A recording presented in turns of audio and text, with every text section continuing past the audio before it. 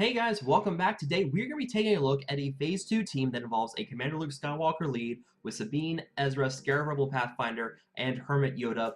People have been seeing the Chex Mix team. You guys really enjoyed that. And Kel'Thuzad and Hermosa over in the Death Star Event Designers came up with this Phase 2 team using a Commander Luke lead and seeing what they could do. And Kel'Thuzad with his run did about 1.2 million, which is good for 2.5%.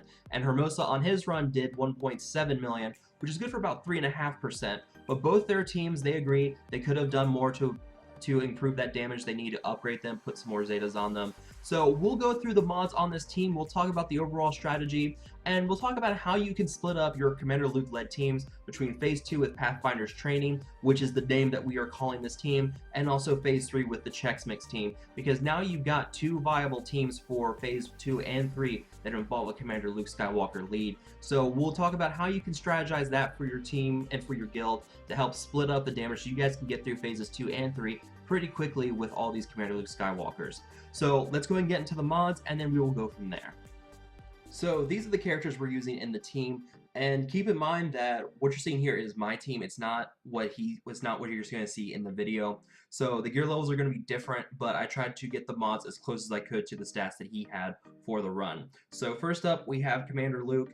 And for him, you want to run crit chance and crit damage. About 220 and 230 speed is where he had him. And getting a nice set of offense and some pretty good fast speed secondaries on him as well is a great idea. Crit damage on the triangle, offense on the cross. You just want to help boost up his physical damage as much as you can. You have 3625 with my Luke. You could probably get better if you had some better offensive secondaries in there. So you want him to be about 220 to 230 speed, some nice physical damage. And then next up, we have Hermit Yoda.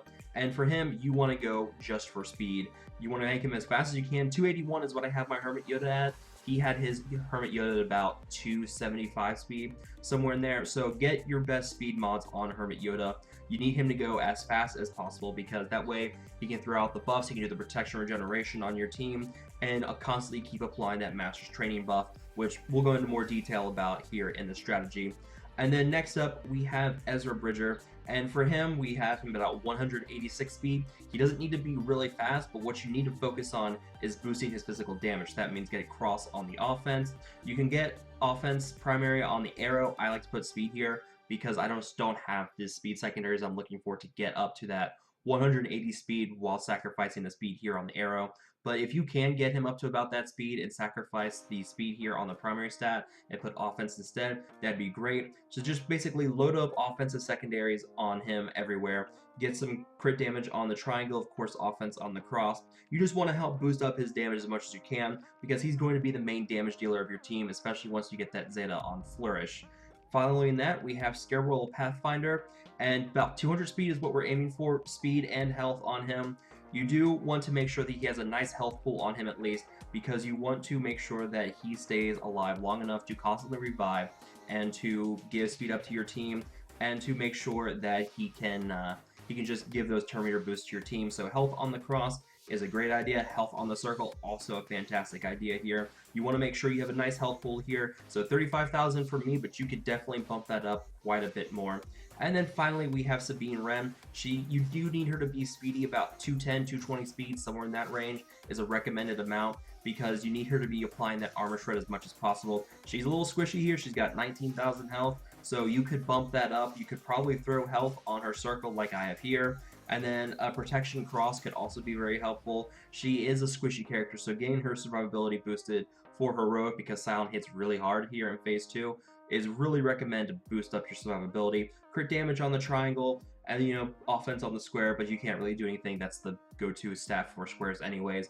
And then speed on the arrow. So about 210 to 220 speed is what you want to aim for. You don't have to really worry about her physical damage or her physical crit chance, but you can also focus on boosting up her health and protection in the process as well. So those are the 5 characters that we're going to be using for this team. Let's go ahead and get into the overall strategy.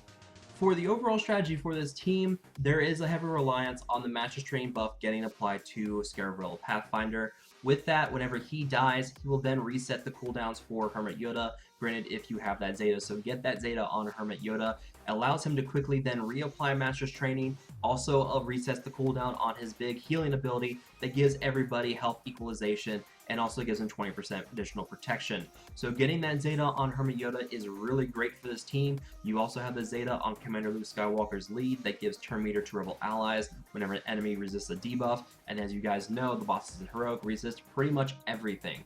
So counters from Commander Luke will give turn meter to your team. If you have the Zeta on Sabine so that she can apply if he exposes, she'll apply 3 exposes with her Demolish ability against Darth Sion. That's 15% turn meter for your team. But even without the Zeta on Commander Luke, you'll still have the counter chance, which works great with Pathfinder, because whenever he counters, he can give 15% turn meter to your team. So you have something like Sion hits him 3 times, Pathfinder counters 3 times, that's 45% turn meter for your team. That is a massive amount of turn meter boost to your team that's really going to help increase your damage. So that's why you want the Commander Luke lead, that's why you want Pathfinder in here. Get that Zeta on Hermit Yoda to reset his cooldowns.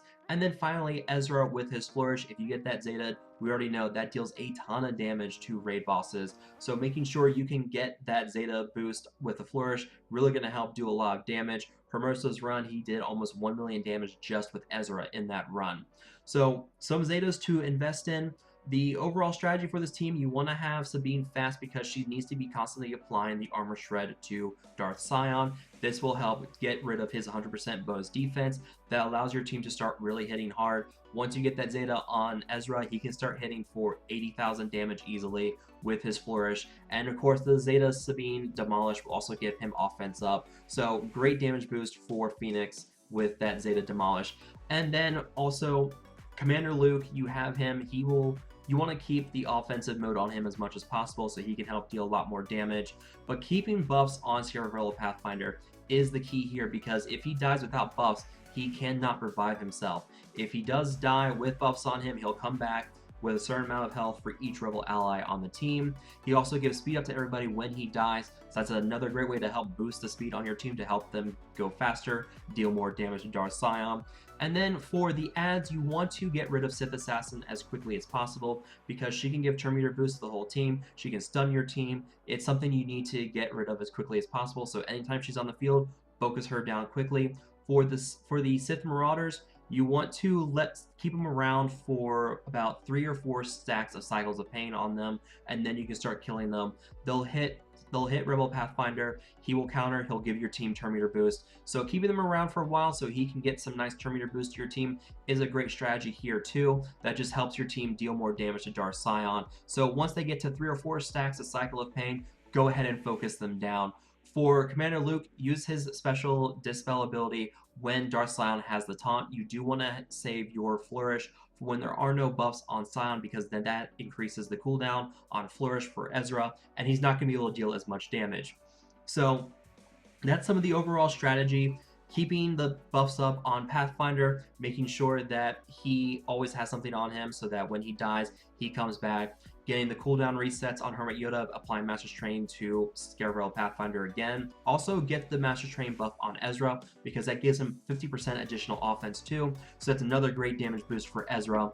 But otherwise, that's pretty much it for the strategy. Talking about how to split up these teams for Phase 2 and 3, we have the Chex Mix team in Phase 3 with Commander Luke and Han that can do 4 to 5% really easily. You can get some even better scores. I've seen people pushing 7% now with that team. So there's some ways to optimize that team, get some better damage. So you can use about 20 Chex Mix teams in Phase 3 with Commander Luke.